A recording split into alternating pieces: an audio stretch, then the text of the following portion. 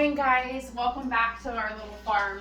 Today I'm going to be going outside and taking you guys with me to do my chores just in the morning before our day gets started on this cold and rainy, wet fall day here.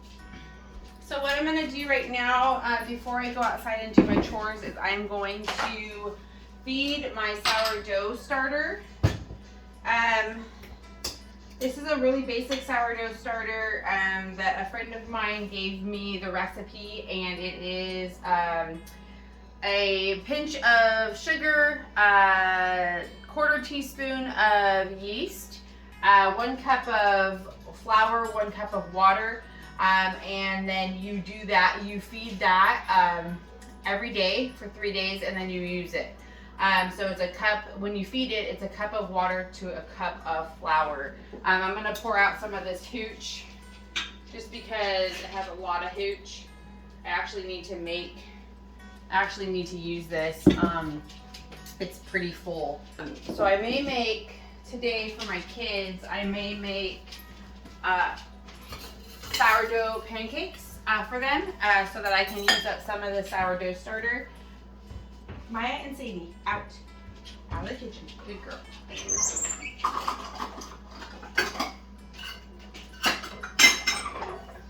So it is a cup of flour to a cup of water.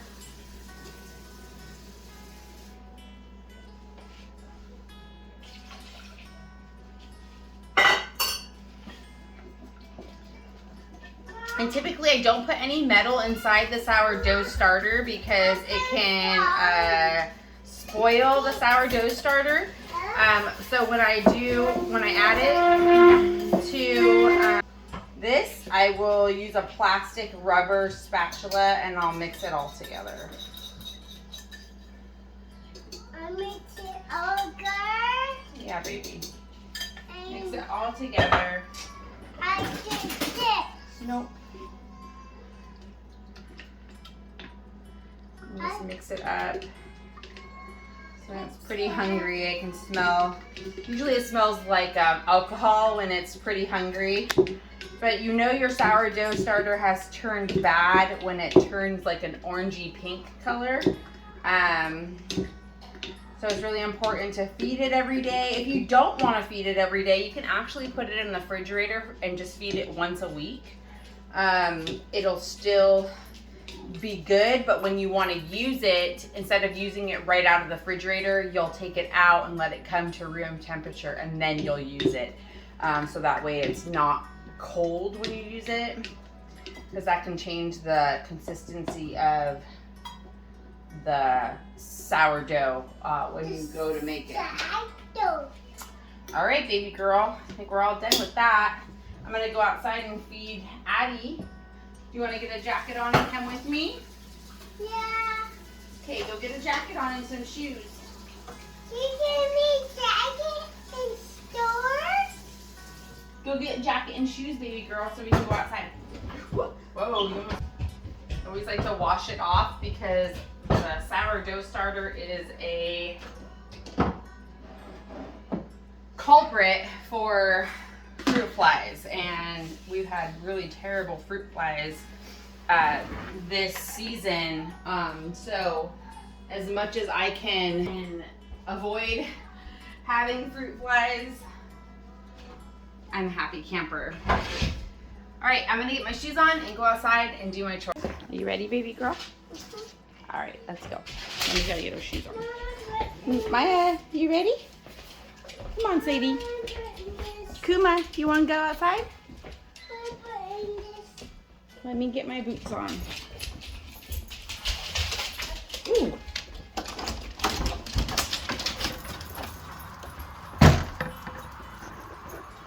They are ready to go.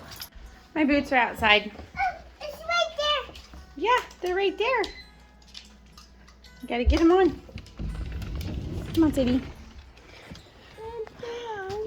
Yeah, Mommy left them out.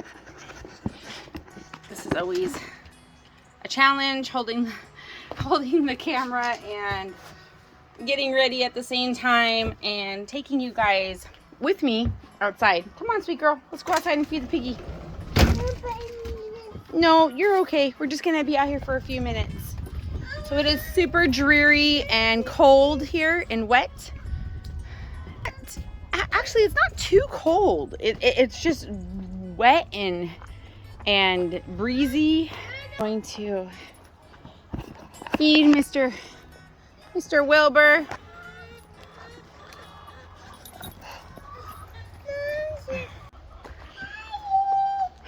So this summer, my goal is to reconfigure all of this.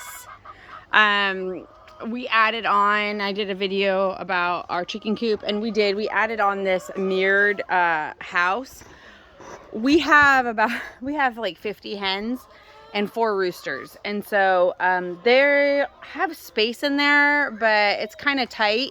So we want to reconfigure their living quarters as well as this outdoor run, and it goes to this atrium over here where they're able to go outside, and then over here they are able to come out here and graze and free range.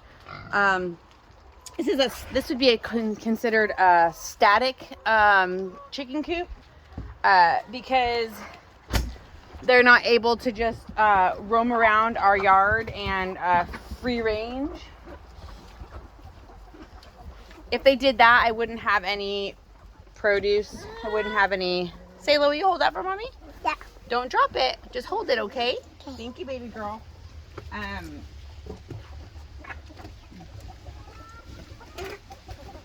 Thank you, baby girl. You're such a good helper.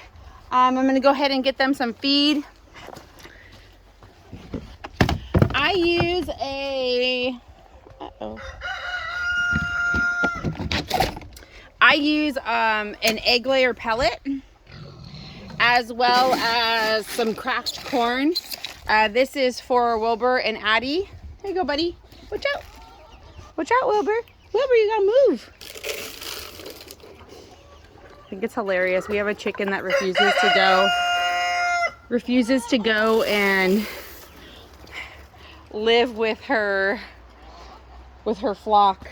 She insists on dwelling with Addie. I think it's hilarious. Wilbur, watch out, buddy. Wilbur, watch out. Okay. So Wilbur is our meat pig, and Addie is our hey, Mr. Kuma. Hi, buddy. Addie is our breeding gilt. We tried breeding her last year, or at the beginning of summer. All right, we know you are here. The beginning of summer, but it didn't take. So go girls. We are going to try to breed her again, and we do AI. That's what we did with her before.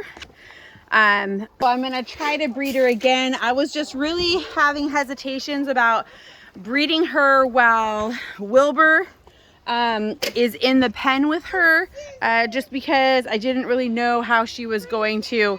First of all, we don't really have a lot of space. If you look at this this pig pen, thank you, baby. It's really tight quarters, especially if you're going to breed her and you're going to have baby piglets. Having a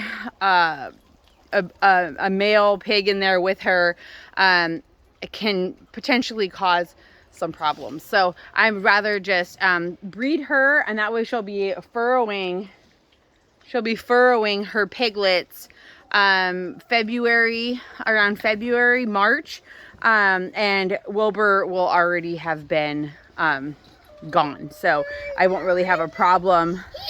My plan with Addie to breed her, and that way she'll be furrowing her piglets the beginning of spring, which is typically the right time frame for having piglets. A lot of people want spring pigs, so that way they are not tending to them in the middle of winter because it can be really wet. Pigs that are like sterile like this, that are just aren't allowed to really run around or anything, and I don't move her, so this is where she lives, and it can be a kind of a mess, so a lot of people don't really want to deal with that. Last night I did a lot of stuff at the farm stand already before I open it up, and I'm gonna go out there, flip the signs so people know that we are open, and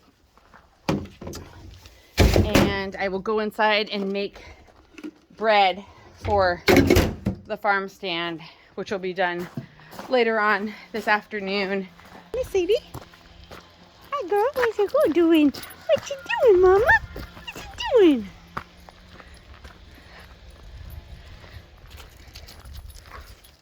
Come on, sweet Maya. So this is Kuma, everybody. Kuma is our longest dog that we've had. He's our buddy. Miss Sadie, we rescued Kuma too. We rescued them, and Maya we adopted from some sweet friends of ours. Adopted her, so she's part of our family now. So last night I came out here and just put out some fresh beets and parsnips, carrots, some fresh herbs, and Swiss chard.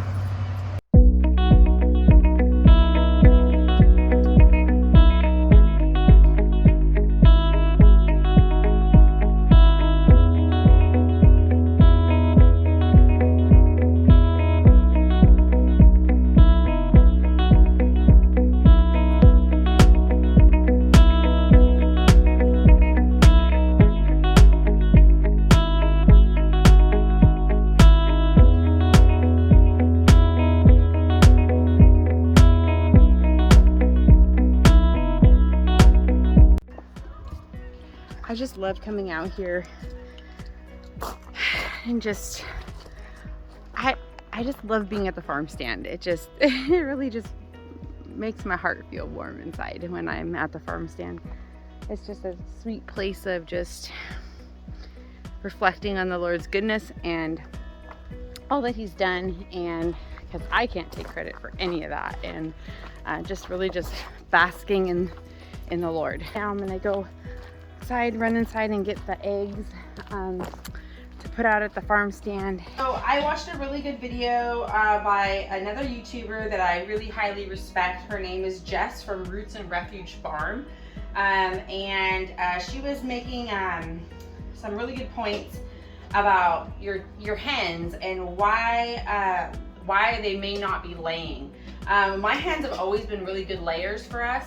I really haven't had any problems with them going off lay. I think maybe for a day or two they'll go off lay, and that's just because either I've introduced a rooster to the flock, or new chicks to the flock.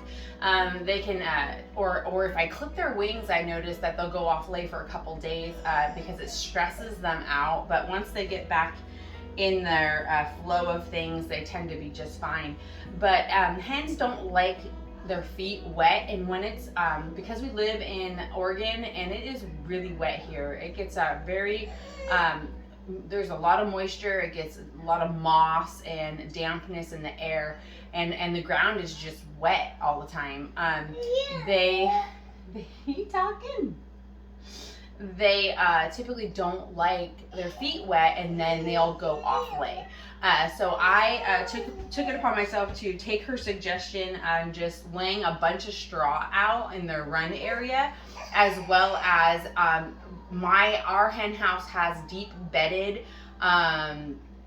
It's a deep bedding, so I have a lot of pine shavings in there, and I just continue to add more on top of what's already there for their bedding, and they tend to lay more when there's a lot of bedding in their house. So I'm gonna go out there and get the eggs in just a minute. These are from yesterday, and I'm gonna take those to the farm stand. But in the meantime, I am making eggs and oatmeal for my kiddos and enjoying this wonderful hot cup of coffee on this fall day.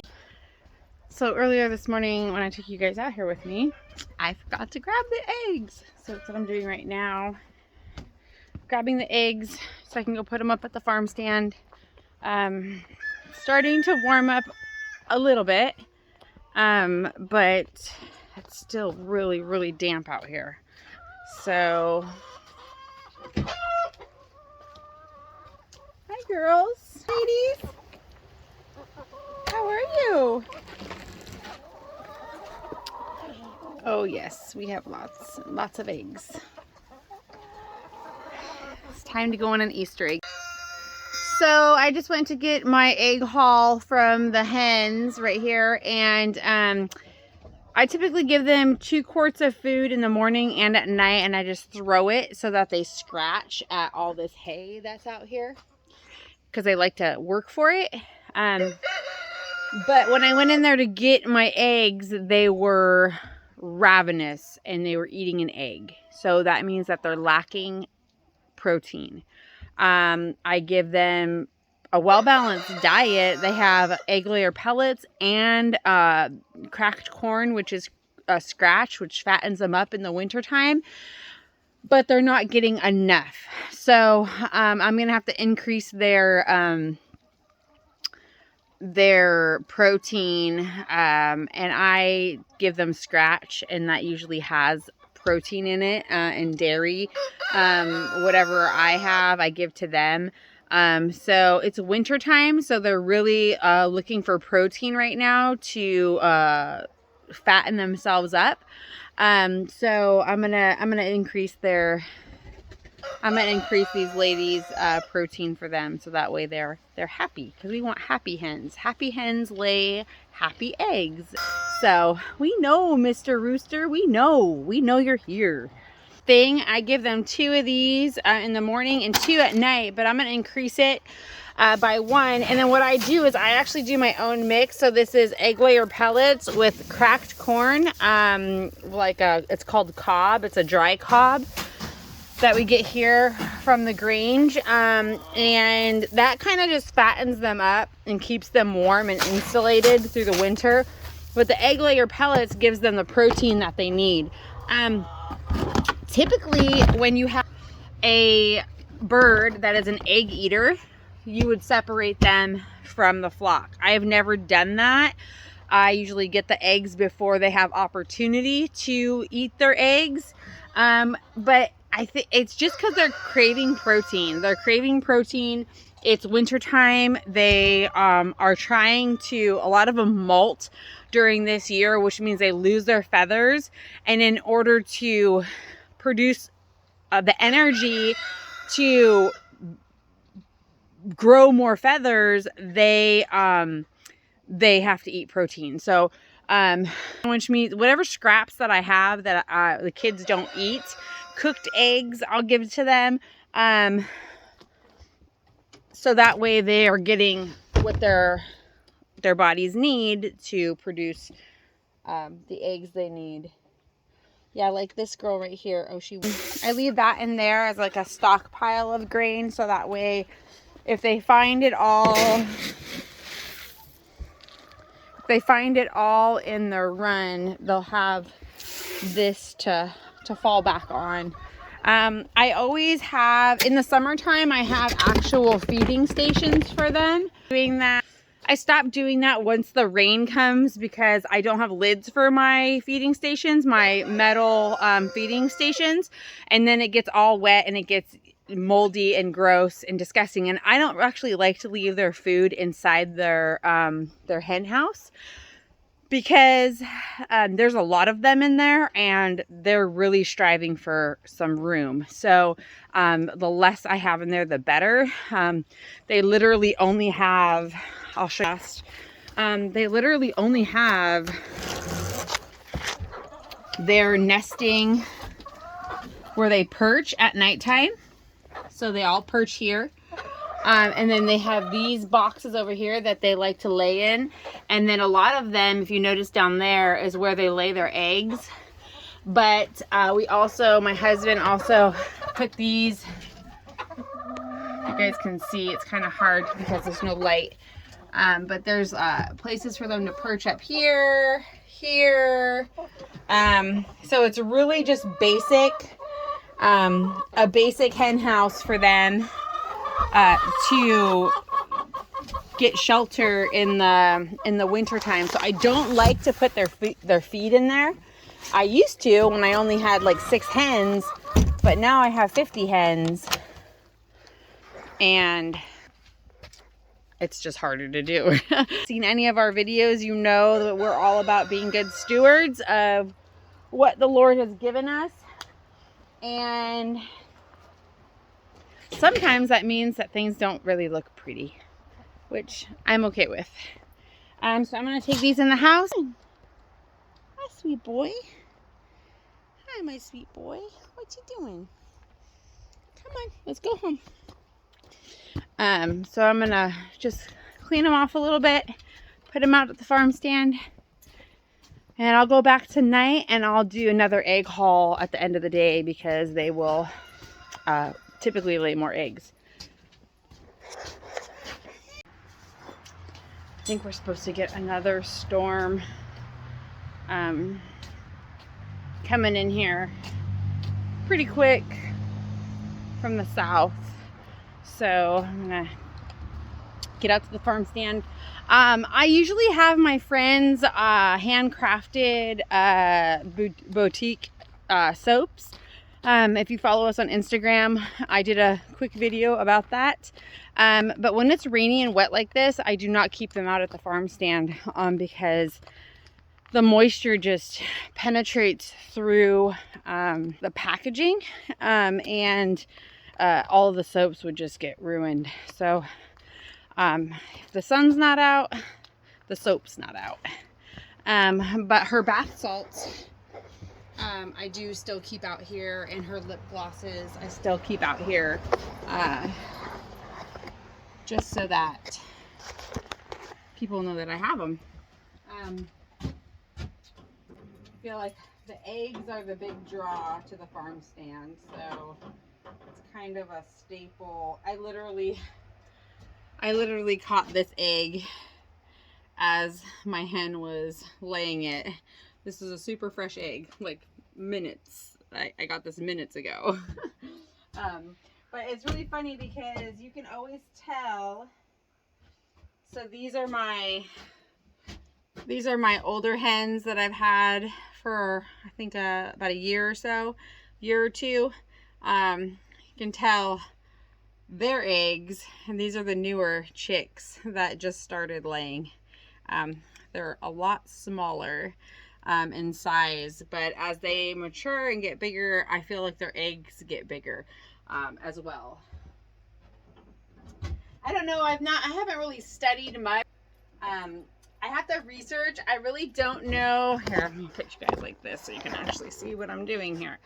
I really don't know what determines how big the eggs are in hens. I feel like some of my more veteran hens lay small eggs sometimes, and sometimes they lay big eggs. So I don't really know what is the determining factor in that. I'd have to research that and find out though. But I like to put things out here that are kind of unique to us, to what I do. And one of those things is my homemade essential oil body butter I make. So I just did a fresh batch of this. I have dried herbs that I have in the house that I bring out here. I haven't really done too much of a YouTube video on the actual farm stand, except for the initial video of us building the farm stand. Like, I don't really bring you guys out here very much for the YouTube channel. It's just because I do it in the morning, I get it done with, and then I go about my day. And this is something that just kind of is it takes care of itself. I just bring the stuff out here and people can come and use it as like a little shopping store and get what they need, and it's kind of nice because it takes the responsibility off of me. But I But I will say, I just do enjoy being out here so much. I said it before earlier in this clip, it just really blesses me to come out here and remember what the Lord hath done, and remember his goodness and his provision. So it's really a special place for me, because it's just like, gosh, Lord, you've just been so good to us and so faithful to us. Time to go back in the house. Look at this arugula. So pretty. This arugula, fresh Swiss chard, fresh oregano, you guys, sage, rosemary, and come out here and kind of see what's going on. Kind of also my little breakaway from schoolwork with the kids. We got a fresh order of wood chips from Chip Drop, and it was really cool because the guy came here and met me personally and was like, hey, are you interested in more wood chips? And because we have a couple of customers that are on your street that they need their trees dropped, and they need us to get rid of their trees, but they don't want the chips. And I was like, really? Yeah, we'll take them. We're probably going to be getting a ton more of these wood chips, which, doing the Back to Eden gardening method, I am never opposed to. Oh, look at here, guys. I'll show you. Well, that's not good. Right here, Maya, sweet girl, get out of there. Go, go, go. Maya, out. These are my potatoes that I planted. Some right there. They will be ready probably spring, beginning of summer. But I planted these literally, you guys, from potatoes I got at Trader Joe's, the organic little potatoes, and organic Yukon Gold potatoes. Instead of buying sets or this, the potato sets that you can get online from a seed company, they're just ridiculously overpriced, I feel. And you can basically just go get organic potatoes from the grocery store. They will start to sprout the eyes on them, and you can just plant those, and they will do just the same thing. As a mom, I'm always trying to find ways of being a good steward of our finances, in ways that you can cut corners to allow your money to go the extra mile. I think starting out as a homesteader, the biggest mistake people can make is just feeling like they have to go buy everything. They have to go buy everything new. They need a tractor. They need this. They need that. I'm here to tell you, God's word says that he's given us everything that we need pertaining to life and godliness. What we need pertaining to godliness is found in his word. That's how we know how we are to conduct ourselves, how we're to be with others, and loving our neighbor as ourselves, how we're to be towards God. So he's given us everything we need pertaining to godliness. But life, how he wants us to live our life personally, he's given us the tools that we need.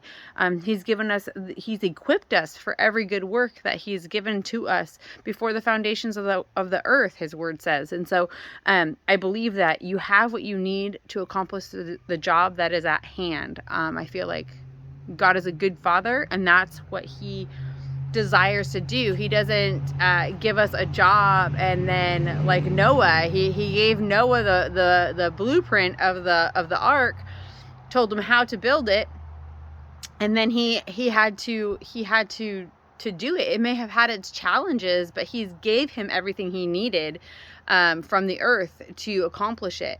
And I feel like we too have that same thing. So anyway, that's just that's my heart. That's my husband's heart. That's our heart here for the farm stand and for our little farm of just stewarding well this 1 acre property and really just utilizing it. And what can we do here? I mean, there's so many things. Like, I look here at this space and I have wildflowers planted all in here, but I mean, I could plant crops here. I could plant crops along the fence. I could plant a ton of crops out here. And I mean, it's just an acre, but you can do so much with 1 acre. Even if you had a half an acre, you could do so much with a half an acre. So I just encourage you guys, never feel like, oh, well, I don't have land, or, oh, I don't have this, or I don't have anywhere I can grow a garden. Go get a pot. Go get a pot from the store, put soil in it, and grow some herbs. You know, if you're able, get 2 chickens, you know, and get yourself some eggs. I just encourage you to never stop growing and never stop underestimating the Lord. He can do great things with just a mustard seed. So that's my encouragement for you guys today. Thanks for watching here on our YouTube channel. I pray that the Lord will bless your day. If you like our channel and you want to continue to follow us on our homesteading journey or just our walks with the Lord, I encourage you to like our page, or like this video, and subscribe to our channel. And we just pray and thank you. Until next time, we'll see you then. Bye-bye.